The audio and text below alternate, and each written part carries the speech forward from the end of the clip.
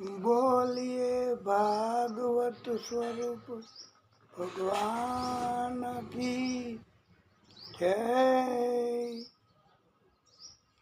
बाल कृष्ण लाल की जय।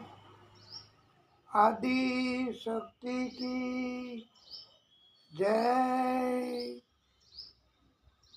सूरज नारायण भगवान की जय। नारायण भगवान की जय। ओम श्री परमात्मने नमः। ओम श्री सरस्वत्यै नमः। ओम श्री महालक्ष्म्यै नमः। ओम श्री गणेशाय नमः।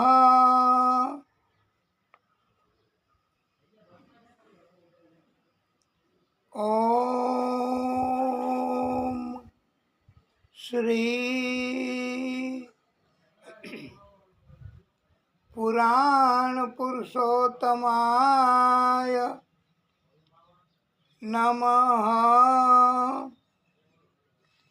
ओम नमो भगवते वासुदेवाय। ओम नमो भगवते वासुदेवाय। ओम नमो भगवते वासुदेवाय।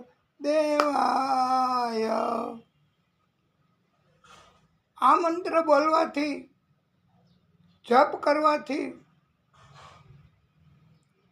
ભગવાન મળે ને મળે જ. આ મંત્ર નારદજીએ આપ્યો છે. નારદજી પ્રભુના અતિ પ્રિય અને ભક્તિ કરનારા નારદજી નારદ એટલે જેનું કોઈ દિવસ કાંઈ રદ જ ન થાય એને કહેવાય નારદ. નારદજીનું કોઈ દી કાંઈ રદ જ ન થાય. એ ભક્તિ માર્ગના આચાર્ય પ્રણેતા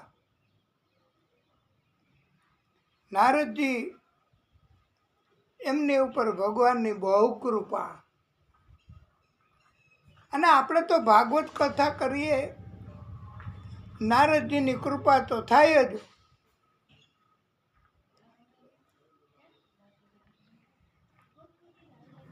ઓમ નમઃ પાર્વતી પતયે હર હર મહાદેવ હર.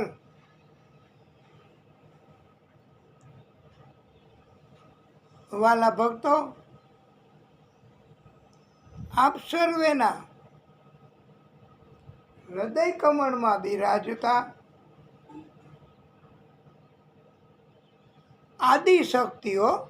હા, આદિશક્તિ એટલે જેનો જન્મ જ નથી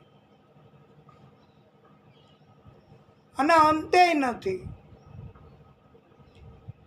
અત્યારે છે આદિશક્તિ. એ આદિશક્તિ કોઈને કોઈ સ્વરૂપે પ્રગટ થાય છે. એનું સ્વરૂપ માતાજી સ્વરૂપે હોય, ગણેશજી સ્વરૂપે હોય, મહાદેવજી સ્વરૂપે હોય, આદિશક્તિ પ્રગટ થાય કોઈ પણ સ્વરૂપે, હાજી કૃષ્ણ સ્વરૂપે અને રામજી સ્વરૂપે, આ આદિશક્તિના પ્રાગટ્યો છે ભાઈ. આપણે કથામાં કીધું છે ને કે ભગવાન આદિશક્તિના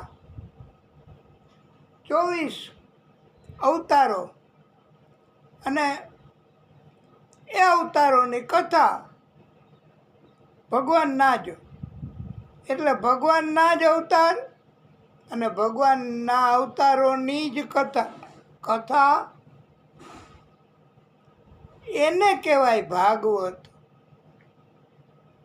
એટલે ભાગવત એ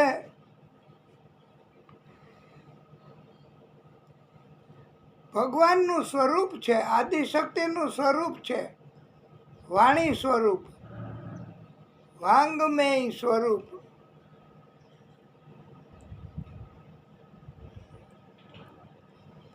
અને આપ આદિશક્તિના પ્રાગટ્યને માનતા હોય, કોઈ પણ પ્રાગટ્યને, તો એનું સ્વરૂપ આપના હૃદયમાં હોય. એટલે આદિશક્તિના અત્યાર સુધીના બધા જ પ્રાગટ્યો, અવતારો અને આપની અંદર બિરાજમાન, આપના હૃદયમાં બિરાજમાન આદિશક્તિનું પ્રાગટ્ય, એને બધાય પ્રાગટ્યોને કે જે આપના હૃદયમાં બિરાજમાન છે, એ પ્રાગટ્યોને અમારા કોટાનું કોટી દંડવત પ્રણામ.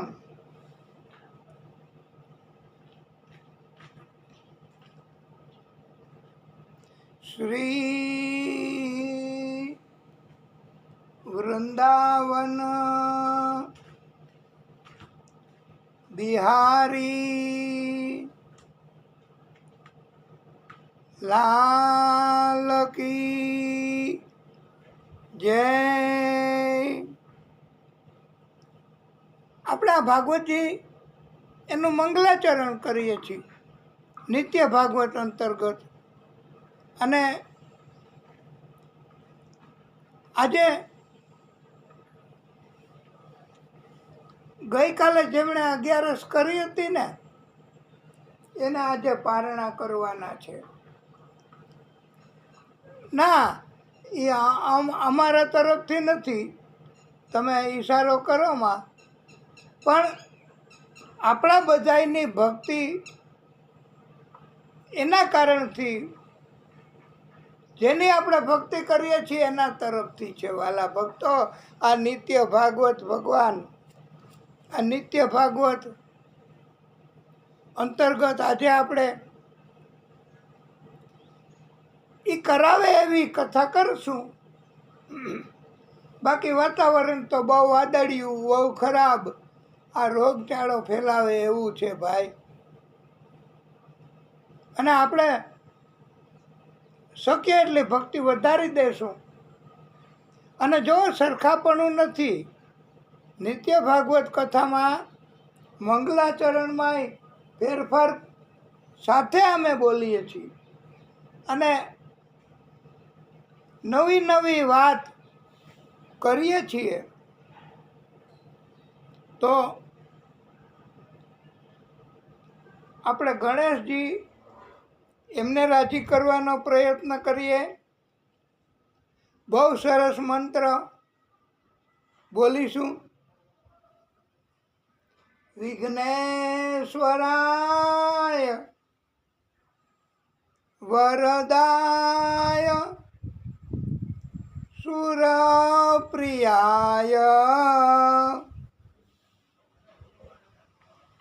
લંબોદરાય સકલાય જગત્પિતાય નાગાનનાય શ્રુતિ યજ્ઞ વિભૂષિતાય ગૌરી સુતાય ગણનાથ નમો નમસ્તે. આ કાંઈ મંત્રમાં ફેરફાર ન થાય. મંગલાચરણનો મંત્ર હોય એ તો જે રીતે શાસ્ત્રો એમાં કહેવામાં આવ્યું હોય અને મંત્રો જે રીતે એની રચના કરી છે એવી રીતે આપણે મંત્રો બોલવાના છે. અને આ મંગલાચરણમાં આજે આપણે બોલીશું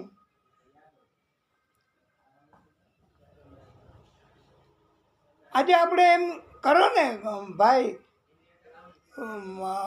ભક્ત, આજે આપણે એવું કરીએ કે મંગલાચરણ લાંબુ બહુ કરીએ અને પછી કથા ચૂકી થશે હો તો વાંધો નહીં ને. હા, પણ એ તો આપણે ક્યાં નક્કી કરવાનું કથા લાંબી કરવી કે ટૂંકી કરવી, મંગલાચરણ વિસ્તૃત કરવું કે ટૂંકું કરવું, એ બધું તો આપણે હોપી જ દીધું પરમાત્મા પરમ કૃપાળુ આદિશક્તિને કે જે 14 બ્રહ્માંડના અધિકારી છે હો. હા, અને એ 14 લોક 14 બ્રહ્માંડ એના અધિકારી એને આપણે સોંપી દીધું. પછી તો એ કરાવે તો કરી શકાય ભક્તિ. અને આ આપણે ભક્તિ ચાલુ કરી અને તમે બધાને રસ છે આવી ભક્તિ કરવામાં, અને તો જ ભગવાનની કૃપા થાય. બેઠા બેઠા કાંઈ ભગવાનની કૃપા ન થાય હો. મનમાં પણ ભગવાનનું નામ તો લેવું પડે જ, નહીતર ભગવાનની કૃપા થાય નહીં. કસ્તુરી તિલકમ લલાટ પટલે વક્ષ સ્થળે કૌસ્તુભમ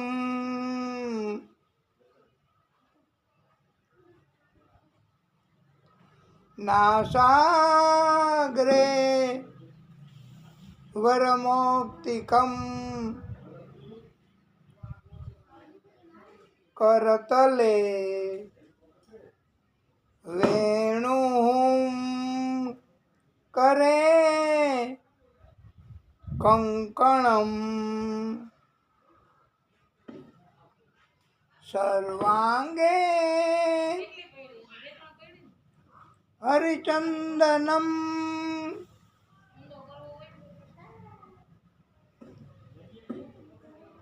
સુલલિતમ કંઠે ચમુક્તાવલી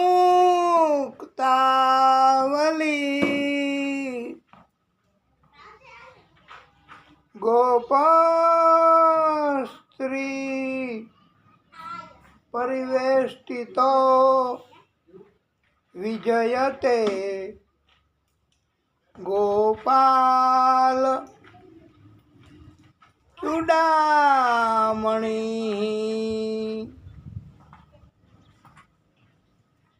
અર્થાત હે ભગવાન શ્રી કૃષ્ણ, તમારા મસ્તક ઉપર કસ્તુરી તિલક સુશોભિત છે. તમારા વક્ષસ્થળ પર દેદીપ્યમાન કૌસ્તુભ મણિ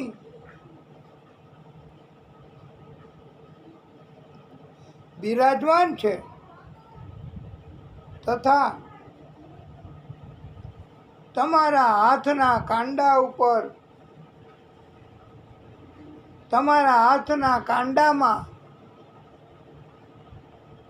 કંગન તમે ધારણ કરેલા છે.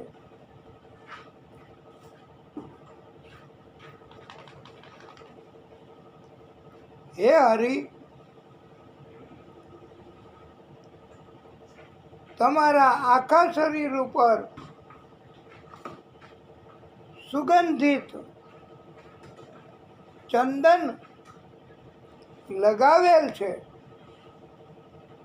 તથા તમારા સુંદર કંઠમાં એટલે ગળામાં મોતીનો હાર સુશોભિત છે. હે પ્રભુ, તમે તમારી સેવા કરનારાના મુક્તિદાતા છો. હે ગોપાલ, તમારું બધું જ સુંદર છે. તમારી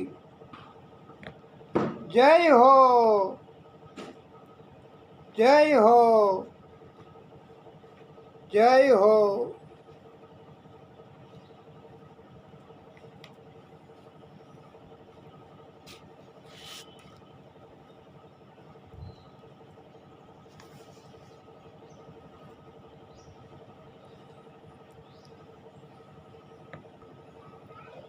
ઓમ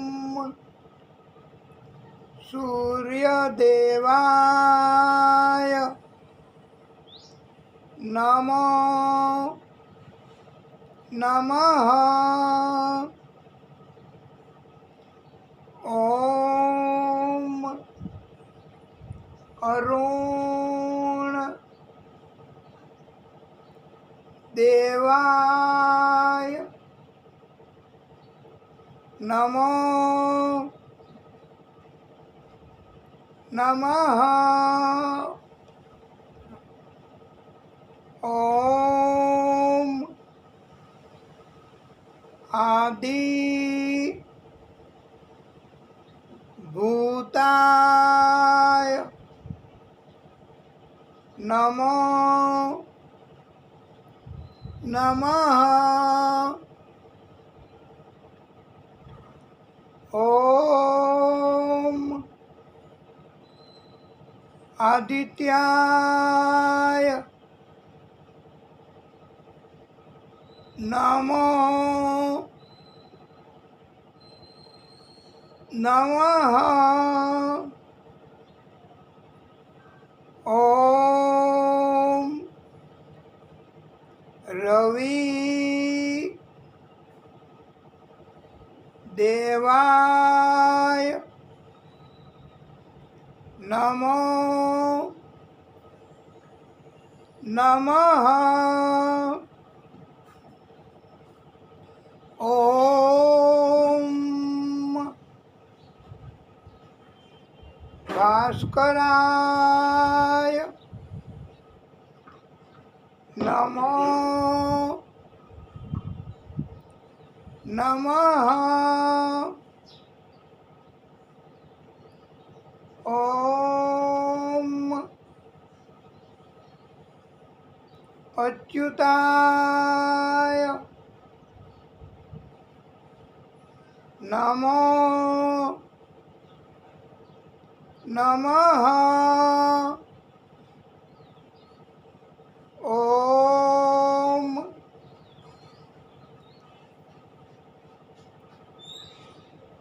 વિશ્વ રૂપાય નમો નમઃ.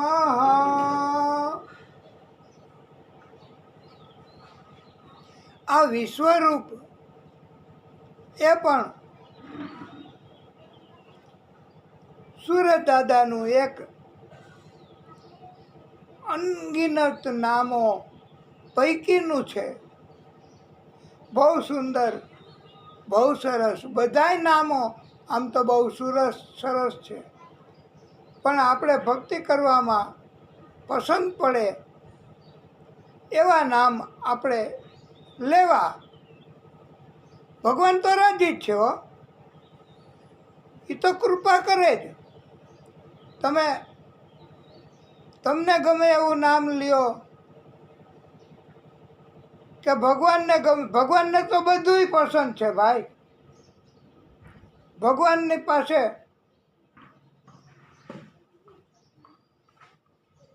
ભગવાનની કૃપા એક એવી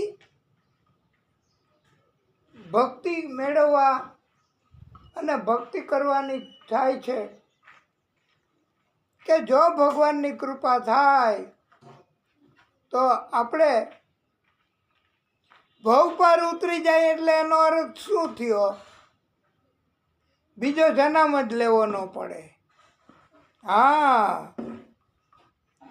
આપણે સુરત દાદા એ મહાન શક્તિશાળી અને દિવ્ય પ્રાગટ્ય છે. આપણે આ મંગલાચરણ અંતર્ગત સુરત દાદાની ભક્તિ કરીએ. અને આપણે તો ઘણા ટાઈમથી આ શરૂ કરી છે, સુરત દાદાની ભક્તિ કરવાનું મંગલાચરણ અંતર્ગત. અને વાલા ભક્તો,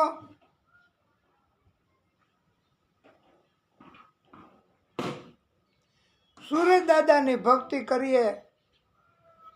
આપણી ઉપર વ્યક્તિગત રીતે તો કૃપા કરે, પછી બીજા જે ભક્ત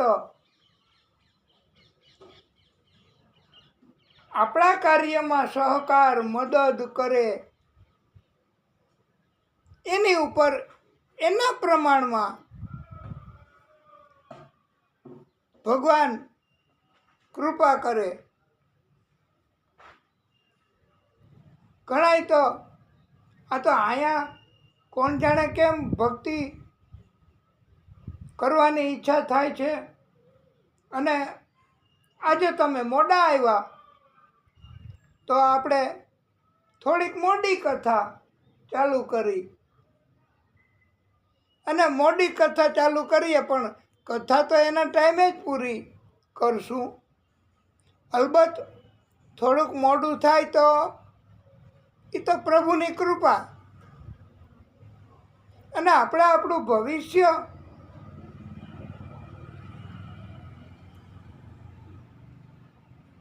એ આનંદમય બનાવવું છે. એ કોણ બનાવી શકે? કોને આવડે આનંદમય ભવિષ્ય? તો એ આ આદિશક્તિ સ્વરૂપ, એ આ સુરત દાદા, એ આ એના પ્રાગટ્યો બધાય, એ જ આપણું જીવન પણ આનંદમય બનાવી શકે ભાઈ. નહીતર તો જો ભક્તિ ન કરીએ અને ભક્તિ વગરનું જીવન તો કેવું કહેવાય? સાકર વગરનો શીરો. ક્યારેક સાકર અને સાકર વગરનું નમક નાખી દઈએ અને શીરો, ગઈકાલે 11 હતી તો શીરો કેટલા ભક્તોને આ ભગવાને પ્રાપ્ત કરાવ્યો હતો.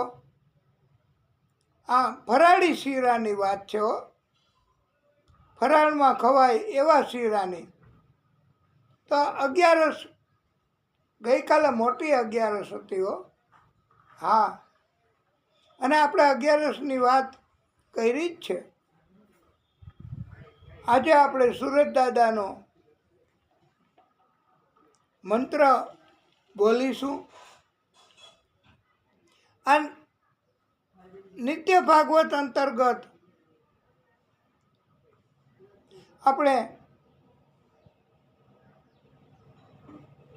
આપણને પ્રિય, આપણને સરળ અને આપણને પસંદ છે એવો મંત્ર આપણે બોલીશું. ઓમ જપા કુસુમ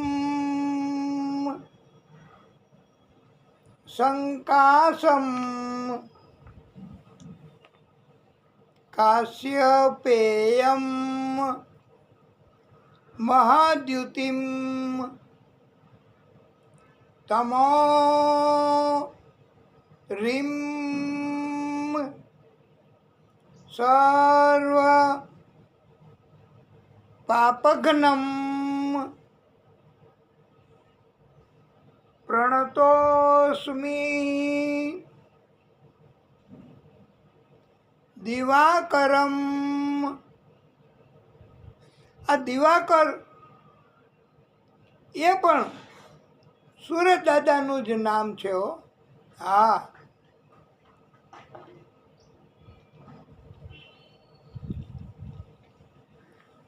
ભગવાન સુરત દાદા ત્રણેય લોકના સ્વામી છે. આ ત્રણેય લોક એટલે આકાશ, પાતાળ અને પૃથ્વી.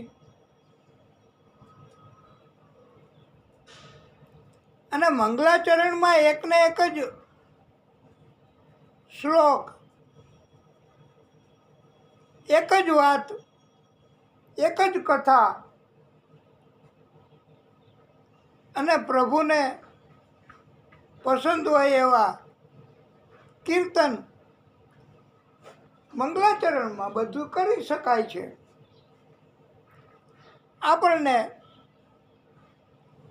આ શરૂઆતથી જ નિત્ય ભાગવત અંતર્ગત સુરત દાદાની સ્તુતિ, નામ, મંત્ર, એનું મહત્વ એ મંગલાચરણમાં આપણે કરીએ છીએ. સૂરજ ભગવાન એ ગ્રહમંડળમાં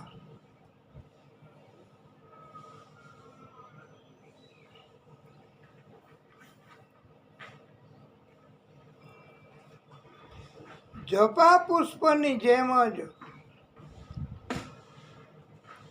અરુણિમામયી છે તથા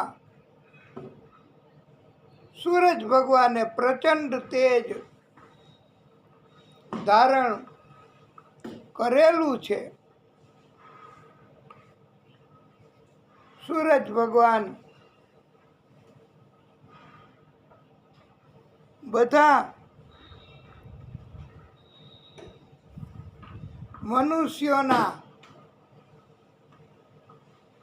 બધા જ પ્રકારના પાપો હા, એનો નાશ કરી શકે છે. પણ ભક્તિ તો કરવી પડે ને ભાઈ. તમે એમ કહો કે ભક્તિ નથી કરવી, એમને તો નોકરી ન કરવી હોય અને હાજરી પત્રકમાં સહી કરીને પછી ઘરે જવું કે બીજી પ્રવૃત્તિ કરવા વયું જવું, એ તો ઘરની ફેક્ટરી હોય તો થાય ભાઈ. અથવા તો બોસિઝમ, કે બધાયના બોસ, બધાયના દાદાઓ કે દાદા નથી કહેતા. અમારે એક જગ્યાએ નગરપાલિકા એની કચેરી કામ કરે કર્મચારીઓ. એમાં નગરપાલિકામાં 2-3 કર્મચારી તો એવા જ હો. હા, કે 2-3 કર્મચારી બહુ ઝાઝા વર્ષોથી નોકરી કરે અને કદાચ 2-3 વર્ષ નોકરી નહીં બાકી રહ્યા હોય તો રહ્યા હોય, તો એ બીજા કર્મચારીઓ બધા 10:30 વાગે આવે અને 5:30 વાગે જાય કે 6 વાગે જાય, એ બહુ ખબર નહીં. પણ આ સિનિયર કર્મચારીઓ હતા ને 2-3-4 કે જે નિવૃત્ત થવાના હતા, એ તો 10:30 આવવું ફરજિયાત નહીં એના માટે. એને કોઈ કંઈ કહે નહીં. અને એ બ્રાન્ચના હેડ હો. હા, બ્રાન્ચના હેડ. અને પોતાની કેબિનમાં એક જોડી ચપ્પલ વધારાના રાખ્યા હોય. એને મન પડે ત્યારે આવે, 10:30 આવવું નહીં, મન પડે ત્યારે આવે અને આવીને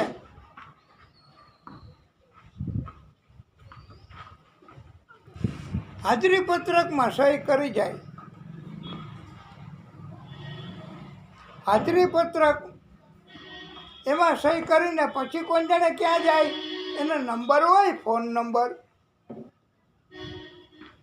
એ કોઈની ઓફિસ, મોટા પૈસા પાત્ર માણસની, એની ઓફિસે જાય. એની ઓફિસમાં એક ક્લિપમાં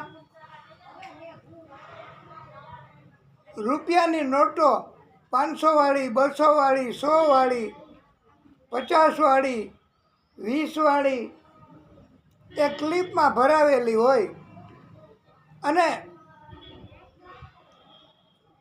આ કર્મચારી માટે ખાસ જગ્યા, ખુરશી, ટેબલ એ પણ રાખેલું ફરજિયાત. અને આરામથી બેઠા હોય. એને ગાંઠિયા મંગાવવા હોય તો ગાંઠિયા મંગાવે, ચા મંગાવવી હોય તો ચા મંગાવે અને બીજાને પણ કરાવે આનંદ. અને 12-12:30 થાય એ ઓફિસમાંથી એ વયા જાય. જમવાનું જ્યાં માન સન્માનથી કોઈ તેડી જાય અને પાછા મૂકી જાય, એ આવું જ કરે. અને નોકરી તો કરે જ નહીં કોઈ દિવસ. આવું ન હોય ભાઈ. નોકરી ન કરે છતાંય પગાર મળે, એ અપવાદરૂપ કિસ્સામાં આવા પ્રકારના હોય. એને પછી કાંઈ કહેવાય એ નહીં ને. એને કોઈ કાંઈ કહે તો પછી એની બદલી કરાવી નાખે. એ કે તમારી બદલી હવે બીજા ગામ, આલ્યો ઓર્ડર, ફોનથી ઓર્ડર મંગાવી દે. બોલો. એટલે આટલા બધા ગુંડા કંઈ કે બોસ સમાન માણસો, પોતાની મનમાની કરવાવાળા, એને કોણ કાંઈ કહે? કોઈ કાંઈ ન કહે. એટલે દરરોજ આ સુરત દાદા એ બધા પાપોનો નાશ કરનારા છે, પણ ભક્તિ કરીએ તો ત્યાંથી આપણે આ શરૂ કર્યું હતું કે નોકરી ન કરીએ તોય પગાર મળે, ખાતામાં જમા થઈ જાય, પછી ઉપાડવો હોય ત્યારે ઉપાડે, નહીં ત્યારે ઓનના. એટલે આ ભક્તિ માર્ગમાંય પણ આવું થઈ શકે કે ભગવાનના પ્રિય ભક્ત હોય એ સતત ભક્તિ કરતા હોય, તપ કરતા હોય ઋષિ મુનિઓ, તો ઉંદેડીમાંથી એ બિલાડી બનાવી દે, બિલાડીમાંથી કૂતરો બનાવી દે, કૂતરામાંથી સિંહ બનાવી દે, અને સિંહ પછી એમ કહે કે હવે હું તમને જ ખાયો, મને ભૂખ લાગી છે. તો એ કે હું ઉંદેડીમાંથી તને સિંહ બનાવી શકું, તો સિંહમાંથી પછી ઉંદેડી બનાવી શકું હો. અને મંત્ર બોલીને પાણીનો છંટકાવ કર્યો તો પાછી ઉંદેડી બની ગઈ. એમ ભક્તિ કરવાથી ભગવાનની કૃપા થઈ શકે, પણ ભક્તિ બહુ કરવી પડે ભાઈ. 24 કલાક ભક્તિ કરવી પડે તો બધા પાપોનો નાશ આ સુરત દાદા કરી શકે છે. અને આ સુરત દાદાને આપણા બધાય ભક્તો એના અમારા વતી અને તમારા બધાય વતી કોટાનું કોટી દંડવત પ્રણામ, સત પ્રણામ કરીએ છીએ, વારે વારે પ્રણામ કરીએ છીએ. સુરત નારાયણ ભગવાન છે તો જ જીવની સૃષ્ટિ છે. સુરત નારાયણ ભગવાન બ્રહ્મા સ્વરૂપ પણ છે, વિષ્ણુ સ્વરૂપ પણ છે, શિવ સ્વરૂપ પણ છે. ત્રણેયની શક્તિ સૂર્યનારાયણ ભગવાનની શક્તિ છે. સૂર્યનારાયણ ભગવાન આદિદેવ છે. આદિદેવ એટલે પ્રત્યક્ષ દેવ. સૂરજ, ચંદ્ર એ બધાયને દર્શન આપી શકે, દર્શન બધાય કરી શકે, ભક્તિ ન કરે એ કરી શકે. આ સૂરજ, ચંદ્ર અને પૃથ્વી ઉપરના ભગવાન ઘરે ઘરમાં જો કદાચ હોય અને ઘણાયમાં ઘરમાં નહીં હોય તો માતા પિતા એ પણ ભગવાન સ્વરૂપ કહેવાય છે. એની સેવા કરવાથી ભગવાન રાજી થાય છે. એવું ભાગવતમાં આવે છે ભાઈ, ફરજિયાત છે ભાઈ. અને એને ભક્તિ ગણવામાં આવે છે, માતા પિતાની સેવા કરવી એને. અરે નારદજીને પણ કહી દીધું તું સંતોએ કે તમારે તમારી માની સેવા કરવાની છે.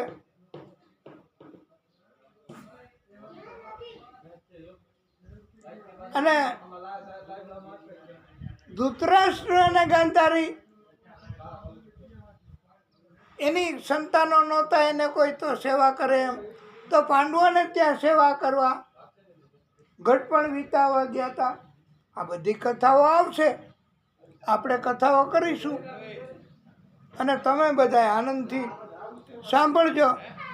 પણ આજે તો આ નિત્ય ભાગવત અંતર્ગત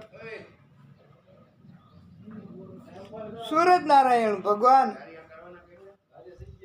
દેવાનું જ કામ કરે છે, આપવાનું જ કામ કરે છે. અને એટલે એને પ્રત્યક્ષ દેવ કહે છે.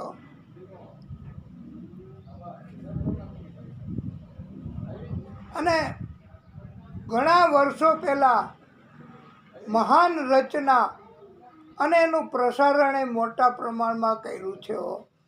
હા, એ તમને બધાને ખબર હોય તો.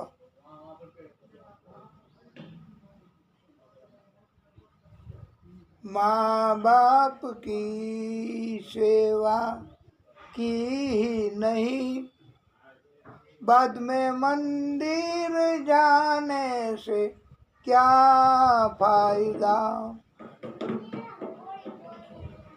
कभी प्यासे को पानी पिलाया नहीं, बाद में अमृत पिलाने से क्या ફાયદા। એટલે જ્યારે જ્યારે અને વાલા ભક્તો ઘણાય તો એટલા બધા એવા પણ હોય છે સંતાનો કે જેને સેવા કરવાની ટેવ પડી ગઈ માતા પિતાની, અને માતા પિતા દેવ થઈ ગયા હોય, ધામમાં વયા ગયા હોય, તો વૃદ્ધાશ્રમમાંથી લઈ આવે છે માતા અથવા પિતા। અને નારદજીને પણ સંતોએ કીધું છે કે તમે તમારી માની સેવા કરો, પછી તમે ભક્તિ કરજો। અને ભક્તિ કરવા માટે કોઈ ચોક્કસ નામ નથી કે આમ કરવું એટલે જ ભક્તિ થાય, નહીતર ન થાય। અરે પરોપકારાય પુણ્યાય એટલે પરપીડનમ પાપાય, બીજાની પીડા ત્રાસ તકલીફ, બીજાને આપણે હેરાન કરીએ તો એનાથી મોટું પાપ બીજું કોઈ છે નહીં એમ કહેવાય છે। અને બીજાની ઉપર ઉપકાર કરવો, કોઈને નડવું નહીં। કોકે એમ પૂછ્યું કે મારે શું કરવું, એ કે તમારે કાંઈ કરવાની જરૂર નથી, તમારે કોઈને નડવું નહીં, એને ભક્તિ કહેવાય। તમે કોઈને નડવાનું બંધ કરી દો, એ ભક્તિ જ છે કળિયુગમાં। અને આવી રીતે સૂરજનારાયણ ભગવાન બુદ્ધિ સુધારે છે, બુદ્ધિના માલિક છે। પણ આપણે તો સૂરજનારાયણ ભગવાનની સાથે એની ભક્તિ જ ન હોય, આપણું ખાતું જ ન ખોલાવ્યું હોય ને આ ભક્તિ સ્વરૂપનું, તો આપણે શું બીજાને ઉપકાર કરી શકીએ, આપણે શું બીજાનું કલ્યાણ કરી શકીએ। અને આપણામાં બુદ્ધિ આવે ક્યાંથી? બુદ્ધિ કાંઈ વેચાતી મળે કે આપણા દેશમાં નહીં તો વિદેશમાંથી મંગાવશું? બુદ્ધિ વેચાતી નથી મળતી વાલા ભક્તો। એમ કહેવાય છે કે સૂરજ દાદા જ બુદ્ધિના માલિક છે અને બુદ્ધિ આપનારા સૂરજ દાદા છે। એ ક્રોધ કરે ને તો બુદ્ધિ બગડે। આપણે નથી કહેતા? હવે એક કહેવત છે, તમને મોટી ઉંમરના માણસો અહીંયા કથા સાંભળે છે છાંયે બેઠા બેઠા, તો એને ખબર હોય કે કહેવત છે કે હાઠે બુદ્ધિ નાઠે, એટલે 60 વર્ષની ઉંમર થાય ને તો બુદ્ધિ બગડે, એમ કહે છે હો બધાય। અને બધાયને આવું ન હોય, પણ મોટે ભાગે આવું હોય તો જ કહેવત પડી હોય ને।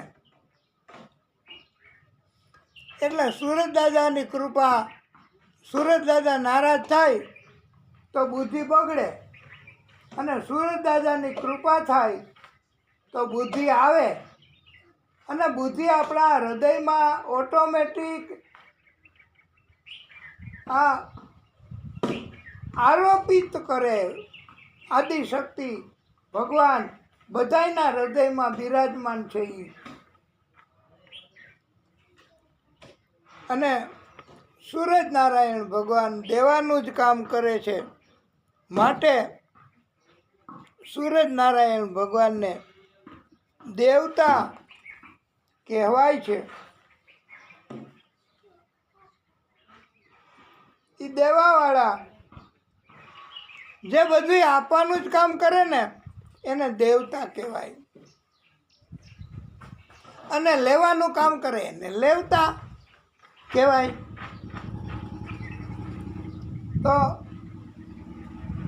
તમે બધા સાથે બોલજો. આપણે દિવ્ય શ્લોક મંગલાચરણ નિમિત્તે બોલીશું. શ્રી હરિમ પરમાનંદમ ઉપદેશકાર ઈશ્વરમ વ્યાપકમ સર્વલોકાનામ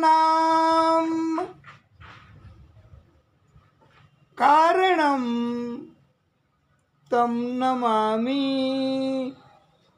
હરિમ પરમ તમ નમામિ હરિમ પરમ.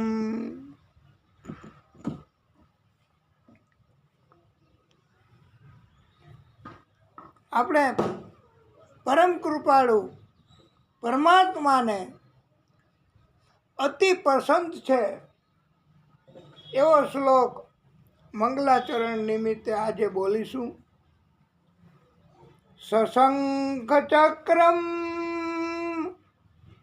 સકિરીટ કુંડલમ સપીત વસ્ત્રમ સરસીરુહે ક્ષણમ સંહાર વક્ષ સ્થલ કૌસ્તુભ શ્રિયમ નમામિ વિષ્ણુમ શિરસા ચતુર્ભુજમ નમામિ વિષ્ણુ શિરસા ચતુર્ભુજમ.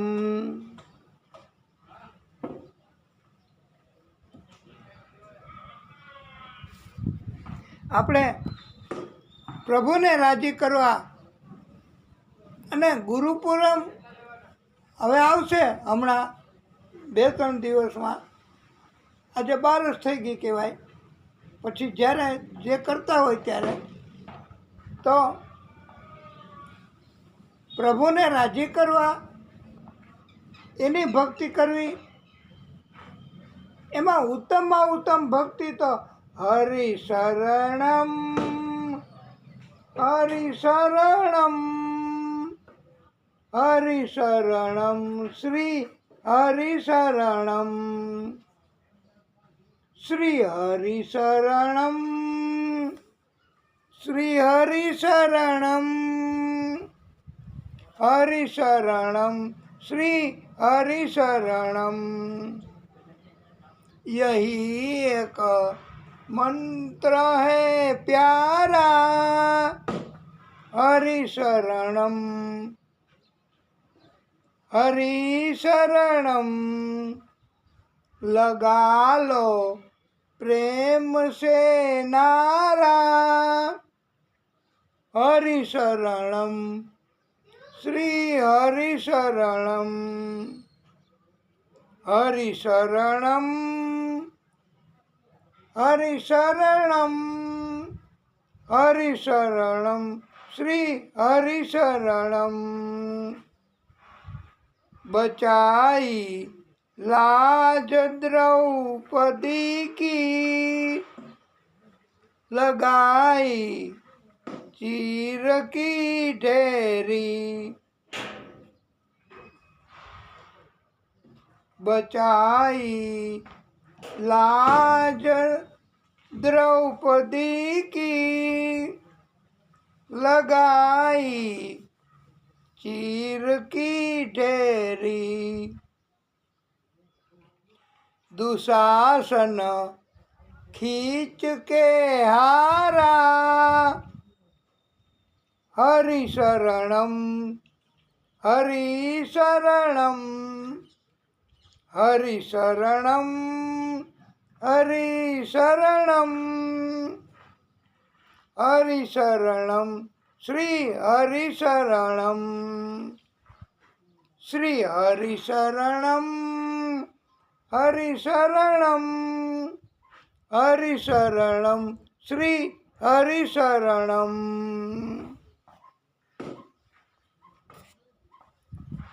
બોલીએ ભાગવત સ્વરૂપ ભગવાન કી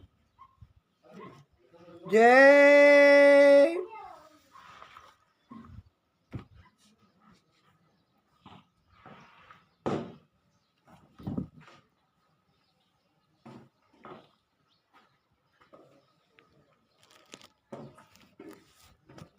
શ્રી શુક ઉવાચ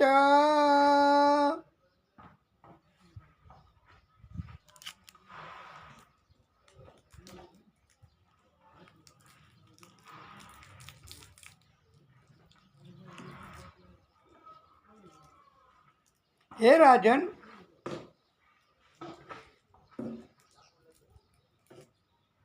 પરમાશ્ચર્ય થયું છે.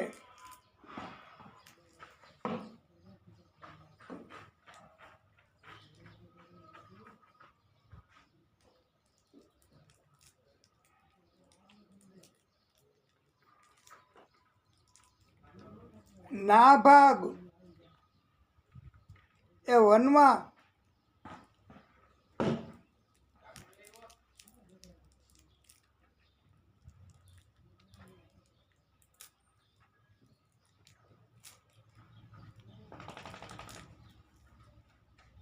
બ્રહ્મચર્ય વ્રતનું પાલન કરવા જતા રહેલા હતા.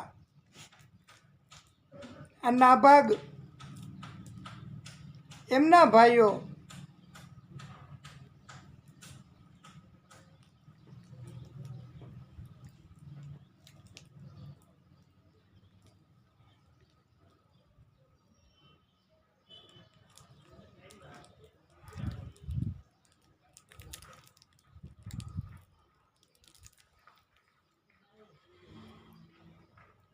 એના ભાઈઓએ પાછળથી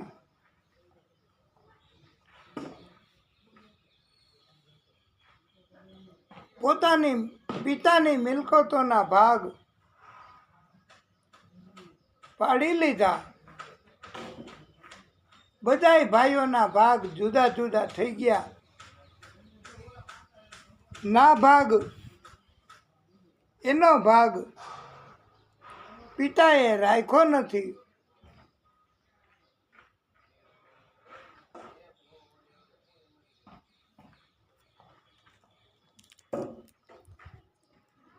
બધાયને એમ હતું કે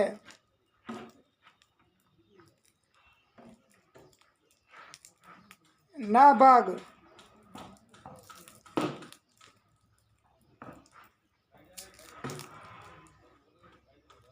એ વનમાંથી પાછો આવશે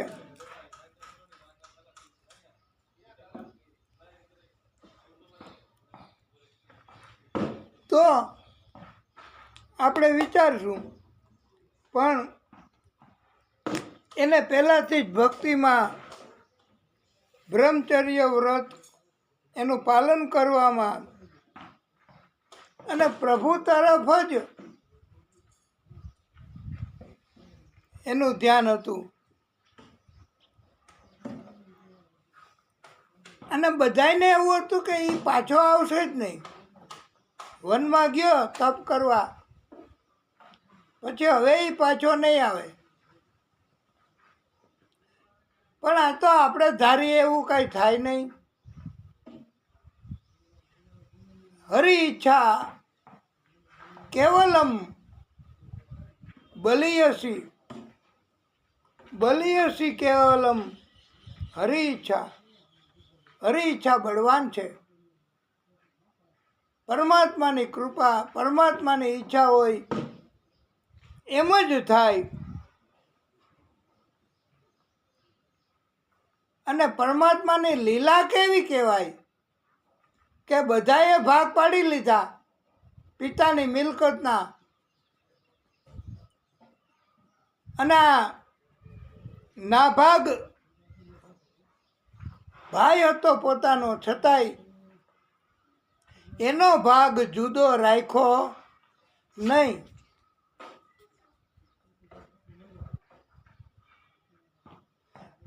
અને નાભાગ પાછો આવ્યો તપ કરીને વનમાંથી, જંગલમાંથી, અને ત્યારે એમણે કીધું કે તમે બધાએ ભાગ પાડી લીધા પિતાની મિલકતના, અને મારા ભાગમાં કાંઈ રાખ્યું નહીં. એ કે અમને એમ હતું કે તું ભક્તિ કરવા વયો ગયો છો એટલે પાછો નહીં આવે, અને અમે તો ભાગ પાડી લીધા. હવે પિતાજી એક વૈધા છે.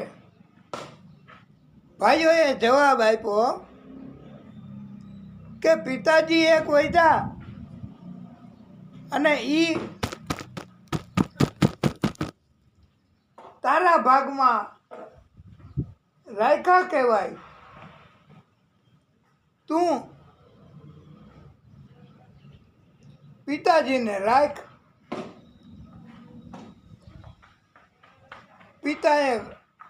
પિતાનું નામ નભગ ઋષિ હતું હો, બહુ તપસ્વી હતા નભગ ઋષિ. નભગ ઋષિએ કહ્યું, બેટા નાભાગ આ તને છેતરે છે, હેરાન કરે છે, તારી હારે કપટ કર્યું છે. પિતા એ કઈ સંપત્તિ કહેવાય?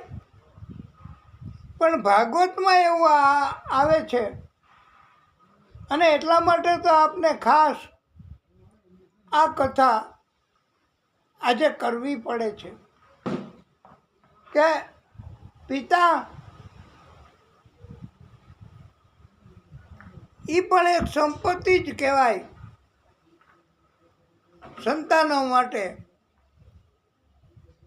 તો તું ને પિતા બે જણા રહ્યો, એ તારા ભાગમાં રાખ્યું કહેવાય અમે. પછી પિતા નાભાગ અને પિતા નભગ અને આ નાભાગ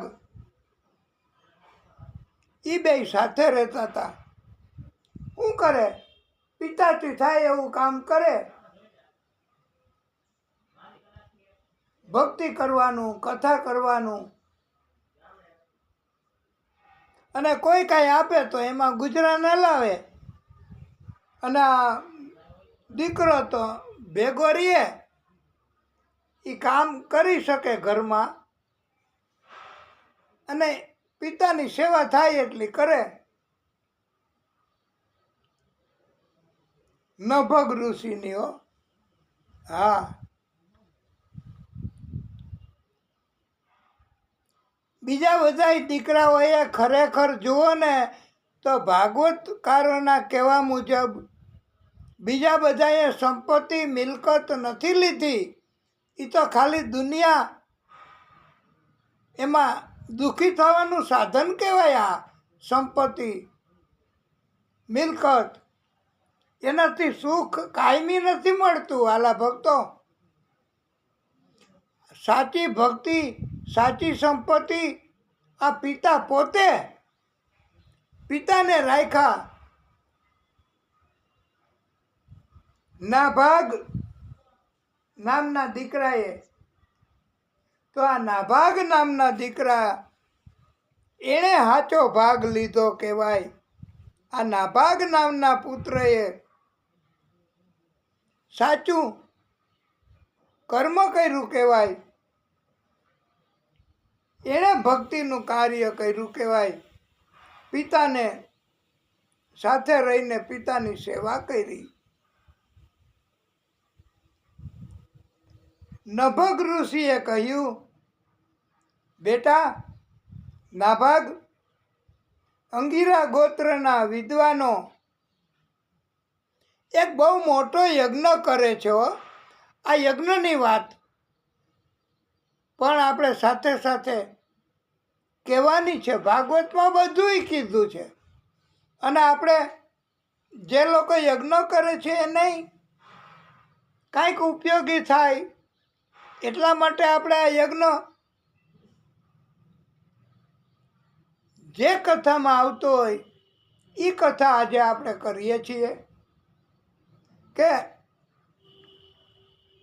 નભગ ઋષિએ કીધું કે બેટા નાભાગ, અંગીરા ગોત્રના ઋષિઓ એક બહુ મોટો યજ્ઞ કરે છે, પરંતુ છઠ્ઠા દિવસે આ ઋષિઓ બધાય યજ્ઞ કરવાવાળા, આહુતિ આપવાવાળા એ પણ ભૂલ કરે છે. યજ્ઞ કરનારા પણ ભૂલ ન કરતા હોય એવું ન બને હો. જેમ અમારે ખબર પડી જાય કે દાદા તમે આ નભગ એને બદલે નાભાગ બોલ્યા છો, પિતાનું નામ નભગ અને આ પુત્રનું નામ નાભાગ એવું છે, તો અમારી ભૂલ પકડાઈ જાય. યજ્ઞ કરવાવાળાની ભૂલ, બહુ વિદ્વાન, બહુ જ્ઞાની, બહુ ઉત્તમ પ્રકારની ભક્તિ કરવાવાળા હોય એને જ ખબર પડે. એટલે યજ્ઞ કરવાવાળા છઠ્ઠા દિવસે અંગીરા ગોત્રના વિદ્વાનો હોવા છતાંય ભૂલ કરતા હતા. હે પુત્ર નાભાગ, તું ત્યાં જા અને એમને વિશ્વદેવ સંબંધમાં 2 શ્લોક ભણાવ, 2 સૂક્તા એમને ભણાવી દે. એમાં એનું ભૂલ થાય છે. વારે વારે યજ્ઞ પછી તો પૂરો થયો. આ નભગ ઋષિની સલાહથી નાભાગ ઋષિ, એ ઋષિ જ કહેવાય, નાના પુત્ર તરીકે એમણે યજ્ઞ પૂર્ણ કરાવ્યો અને સફળ થયો યજ્ઞ. અને યજ્ઞ કરાવવાથી બહુ મોટું પુણ્ય મળે છે. અને આ ભાગવત એ પણ યજ્ઞ જ કહેવાય. નિત્ય ભાગવત એ નિત્ય યજ્ઞ જ કહેવાય.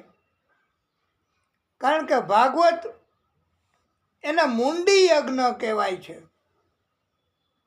તમારી મુંડીમાં, તમારી મતિમાં, તમારી બુદ્ધિ આ કથાની એના કારણથી તમારી બુદ્ધિ પવિત્ર બને અને અમે બધાય શ્રોતાઓના હૃદયમાં આ જ્ઞાન યજ્ઞ, જ્ઞાન આપીએ અને એના કારણથી મુંડી યજ્ઞ કહેવાય છે. યજ્ઞ પૂરો થયો. બ્રાહ્મણો એમણે જે કાંઈ યજ્ઞ સ્થળે હતું એ કોઈ કાંઈ લઈ ન ગયા. અને યજ્ઞદેવ એમણે અને યજમાન લોકોએ યજ્ઞ સ્થળે જે કાંઈ હોય એ બધુંય તમે લઈ જાઓ એમ કહ્યું અને બધુંય આપ્યું. આ નાભાગ ઋષિને પુત્રને યજ્ઞ સફળ કરાવ્યો ને એટલે કે તમે આ બધું લઈ જાઓ. પછી તો એ બધું ભેગું કરતા હતા, લેતા હતા, સરખું કરતા હતા, પેકિંગ જેને આપણે કહીએ બધું કરતા હતા. નાભાગ ઋષિ લઈ આવવા માટે ઘરે ત્યાં રુદ્રદેવ એમણે કહ્યું છે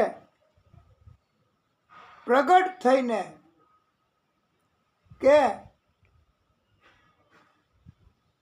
યજ્ઞ સ્થળે જે કાંઈ વધ્યું હોય એ લઈ જવાનો.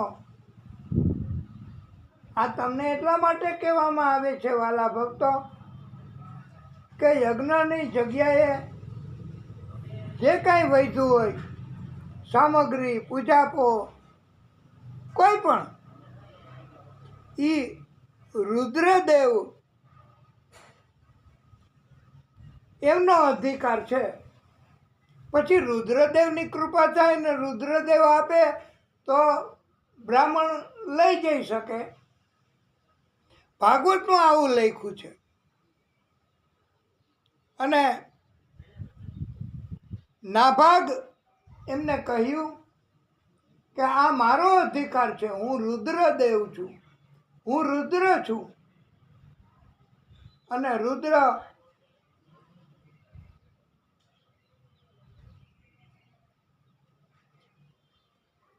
પછી નાભાગ્ય પણ મને આપતા ગયા યજ્ઞ કરવાવાળા રાજી ખુશીથી કે આ તમે લઈ જાજો. એનું શું? અને તકરાર જેવું થોડુંક, તકરાર તો નહોતી થઈ, યુદ્ધ જેવી તકરાર નહીં, પણ એમ થયું કે આ હું લઈ જાઉં, મને આપતા ગયા છે, નાભાગ ઋષિએ કહ્યું. અને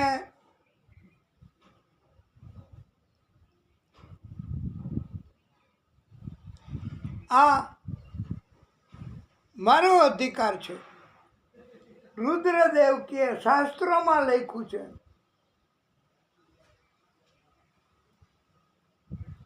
હું દરેક યજ્ઞમાંથી લઈ આવું છું, મારો અધિકાર છે. ત્યારે બંને જણા નાભાગ ઋષિ અને રુદ્રદેવ એમણે કીધું કે આપણી તકરારનો નિર્ણય હવે નભગ ઋષિ એને સોંપીએ. તો નભગ ઋષિ જે નિર્ણય કરે એ બંને જણા સંમત થયા. નાભાગના પિતા હતા નભગ ઋષિ, અને એને રજૂઆત કરી. હવે ખાસ ધ્યાન રાખવા જેવી વાત, એટલે જ ભાગવતમાં આવી કથા મૂકવામાં આવે છે. સત્યપ્રિય કે પોતાનો દીકરો પક્ષકાર હોય તો પણ પોતાના દીકરાની તરફેણ ન કરે, શાસ્ત્રો મુજબ જ નિર્ણય કરે, તટસ્થ નિર્ણય કરે, એવા આ નભગ ઋષિ હતા. અત્યારે કળિયુગમાં એવું હોતું નથી હો. ઘણા વર્ષો પહેલા એક મૂવી ઉતર્યું હતું અને એમાં મંત્રી સાહેબને ફોન કર્યો કોઈ ગુંડા લોકોએ કે આ પીએસઆઈને તમે સમજાવી દેજો, એ અમારા માણસોને એને હેરાન કરે છે ને તકલીફ કરે છે ને કાનૂન ને કાયદો ને પકડે ને કેસ કરે ને. તો મંત્રી સાહેબે કીધું કે પણ એ વિસ્તારના ઇન્ચાર્જ પોલીસ એ તો તમારા પુત્ર છે, એ કે એ તો તકલીફ છે કે એ મારો પુત્ર છે, બહુ સિદ્ધાંતવાદી છે. તમે અધિકારી તરીકે એને કહી દો કે આમ નહીં કરવાનું, આમ નહીં કરવાનું, ધીસ ઇઝ માય ઓર્ડર. એટલે ઉપલા અધિકારીને ફોલવા પડે. સિદ્ધાંતવાદી, સત્યપ્રિય, ફરજનું પાલન કરનારા એવા, અને આવા અત્યારે કળિયુગના હિસાબે માત્ર કાનૂન ઉપર જ ભરોસો રહ્યો છે હો. હા, બાકી કોઈ જગ્યાએ ભરોસો નથી. જજ અત્યારે કોર્ટ કચેરી એમાં કાયદા કાનૂન મુજબ કાર્ય તટસ્થપણે કરે એ માત્ર આ એક જ જગ્યા છે. અને પુત્રની તરફેણ નભગ ઋષિએ કરી નહીં, એણે તો શાસ્ત્રો મુજબ નિર્ણય કર્યો કે બેટા નાભાગ, આ રુદ્રદેવનો અધિકાર છે. રુદ્રદેવ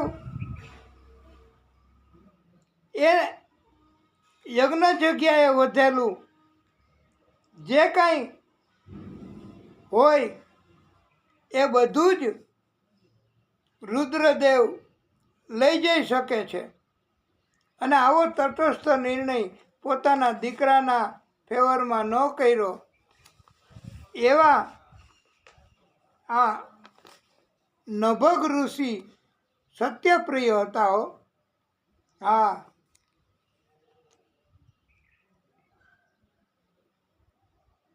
અને પોતાના દીકરાની વિરુદ્ધમાં તટસ્થ ન્યાય કર્યો છે.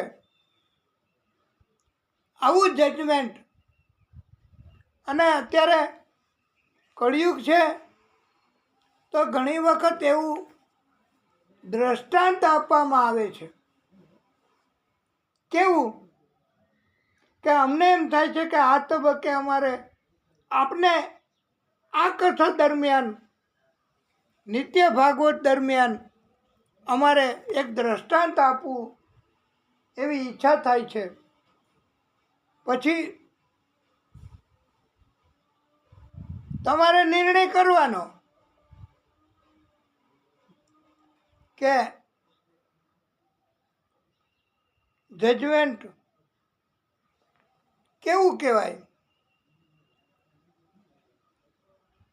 એકવાર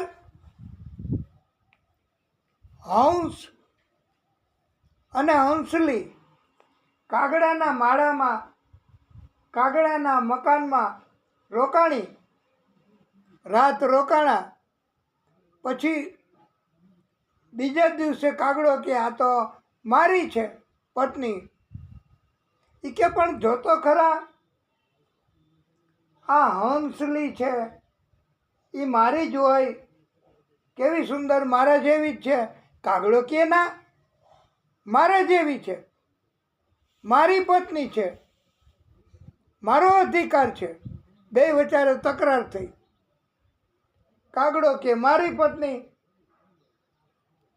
અને હંસ કે મારી પત્ની. હવે ગયા કોર્ટમાં. આ તો એક કાલ્પનિક વાત છે. આમાં અમારો ઈરાદો કોર્ટની હલકી પાડવાનો નથી, પણ એક દ્રષ્ટાંત રૂપક તરીકે કહેવાનો છે. અને આવું બને એવું અમારું કહેવાનું નથી, પણ ચેતવણી માટે કે કોર્ટ કચેરીમાં અને પક્ષકારો વચ્ચે પણ આવું બની શકે. અને કદાચ બન્યું હોય એટલે હંસલી કાગડો કે મારી કોર્ટમાં કેસ કર્યો. એને કોર્ટમાં કેસ ન કર્યો એમ ન કહ્યો તો મુખિયા પાસે, જેમ આ નભગરાજ ઋષિ પાસે નિર્ણય કરવાનું સોંપ્યું, એવી જ રીતે મુખ્ય હતા ગામમાં એની પાસે સોંપ્યું અને એ તટસ્થ નિર્ણય જ કરતા એવી એની છાપ હતી. અને ત્યારે વાલા ભક્તો, કેસ ચાલતા દરમિયાન કાગડાભાઈએ આ તટસ્થ માણસ એટલે કે જજ, એને આપણે જજ ગણો, નિર્ણય કરવાવાળો ગણો,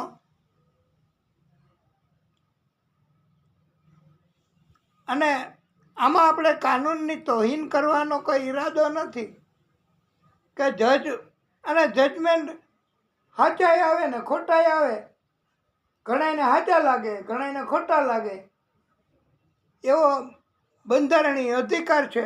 એટલે તો ઉપરની કોર્ટ રાખી છે. એક કોર્ટનો ફેસલો તમને બરાબર ન લાગે તો તમે ઉપરની કોર્ટમાં જઈ શકો, અપીલ કહેવાય. એવી રીતે આ મુખ્ય અધિકારી છે ને, એને કાગડો પક્ષકાર હતો ને, એ ગયો મુખ્ય અધિકારી જજ હતા, નિર્ણય કરવાનો હતો, છતાં એની પાસે જઈને કીધું તમે જજમેન્ટ એવું આપજો કે આ હંસલી કાગડાની છે, હંસની નથી. પણ એ અધિકારી કીધું કે દેખીતી વાત છે, હંસલી જે હંસ જેવી જ છે તો હંસની જ હોય, કાગડાને કાંઈ આવી હોય, એને તો કાગડી હોય, મારે કેમ આવો નિર્ણય કરવો? ત્યારે પ્રિય ભક્તો, કાગડાએ કહ્યું કે હું તમારા પિતૃના દર્શન કરાવીશ. અમે તો કાગડાઓને આપણે નથી છાપરા ઉપર નાખતા, એને કંઈક કહેવાય વાસ નાખે એવું, અને પછી આપણે જમીએ. એ ચૈત્ર મહિનામાં કે એમાં હોય હરાદ નાખવાનું. અને કાગડા પિતૃ સાથે જોડાયેલ હોય એવું માનવામાં આવે છે. પછી કાગડાએ કહ્યું કે હું તમારા પિતૃના તમને દર્શન કરાવીશ. એ કે હે, અમારા પિતૃના દર્શન? એ કે હા. તો તમારા પિતૃઓ એના જજમેન્ટ આવ્યા પછી દર્શન કરાવીશ. ત્યારે એ જજ નિર્ણય તો એવો કર્યો હાવ ખોટો. પ્રાઇમા ફેસી દેખીતી રીતે જ હંસલી એ હંસની જ પત્ની એવો નિર્ણય કરવાને બદલે એમણે એવો નિર્ણય કરી દીધો, કારણ કે લાલચ આવી ને, કે પિતૃઓના દર્શન આપણને કરાવશે, મને કરાવશે, મારું કામ બહુ અગત્યનું કરશે. એટલે એવું જજમેન્ટ આપી દીધું કે હંસલી કાગડાની પત્ની છે અને હંસને એમ થયું કે આવો નિર્ણય, આવું જજમેન્ટ, આ તો લાલચું હોય એ આપે આવું જજમેન્ટ. એટલે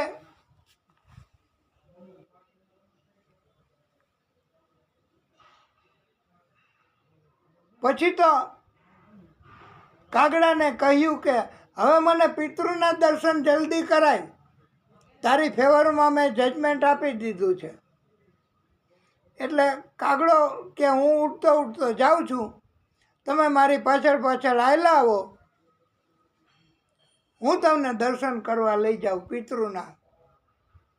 ત્યારે કાગડો ગામની બહાર લઈ ગયો ને, તમને ખબર હોય તો ગામની બહાર આ ગાયો ભેંસો બળદ એ પોદરા કરે, છાણ કરે, અને એ 2-3 દિવસ પહેલાંનું કરેલું હતું એ થોડુંક સુકાઈ ગયેલું અને અંદરના ભાગમાં નહોતું સુકાણું એવું, અને કાગડાએ ચાંચથી ઉચકાવી અને ઉલટું કર્યું. આમ ઉપર સુકાઈ ગયેલું હતું, આમ ઉપાડી અને ઉલટું કર્યું અને કહી દીધું કાગડાએ કે જોઈ લ્યો, આ ઝીણા ઝીણા જંતુઓ, જેને કંઈ જોવાય ન ગમે એવા જંતુઓ બધાય, આ તમારા પિતૃ છે. તો એ કે પણ મારા પિતૃ આવા? એ કે તો એ કેવા હોય? ખોટા જજમેન્ટ આપે એના પિતૃઓને આવી જ દશા હોય ને. લ્યો, કાગડાએ જજમેન્ટ લઈને વયો ગયો, એટલે લાભ લઈને વયા જાય એવા હોય છે. પણ આ નભગ ઋષિ એમણે તટસ્થ નિર્ણય કર્યો અને તટસ્થ નિર્ણયના ફળ સ્વરૂપે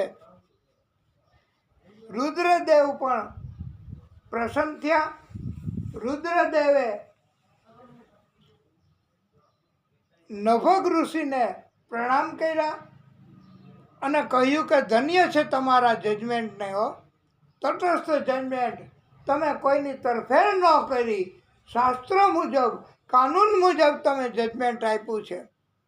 હવે કાનૂન મુજબ અને તટસ્થ જજમેન્ટ આપે ને એને જ બધાય પ્રણામ કરે.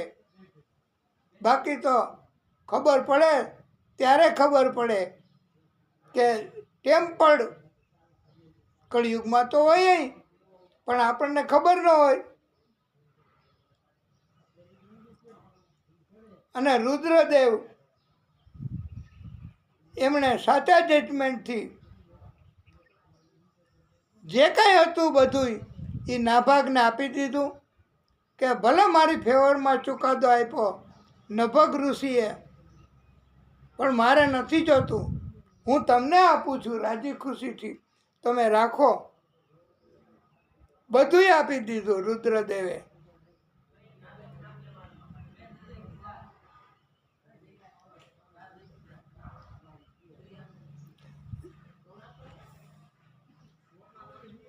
અને બધું આપ્યા પછી રુદ્રદેવ અંતર ધ્યાન થઈ ગયા. જે ભક્ત આ નભગ ઋષિની, નાભાગ ઋષિની અને એમના ભાઈઓની આવી દિવ્ય કથા સાંભળશે, કહેશે, આયોજિત કરશે, એ ભક્ત એ પ્રતિભાશાળી તથા વેદોના જાણકાર થશે. એટલે અમે આ કથા કીધી, આપે સાંભળી, તો આપ વેદનું આ સાર ભાગવતના જ્ઞાની થશો, એવું આ કથામાં કહેવામાં આવ્યું છે. હવે આપણે આ ઘણીવાર આ કથા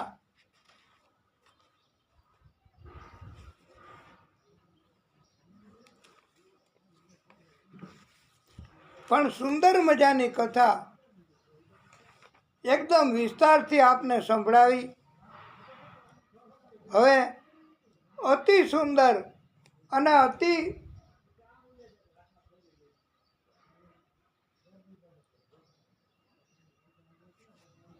દિવ્ય કથા એ આપણે ગઈકાલે 11 ગઈ ને, તો આવતીકાલે 13ના દિવસે આપણે 11 એનું મહત્વ, એને લગતી કથા અંબરીશ રાજાની અને 11 રહેવાથી 11નું મહત્વ શું, એ સુંદર મજાની કથા હવે આપણે પછી કરીશું. આ કથાને અહીંયા વિરામ અને પછી આગળની કથા કરીશું. તો કથાને વિરામ. ઓમ નમઃ પાર્વતી પતયે હર હર મહાદેવ હર.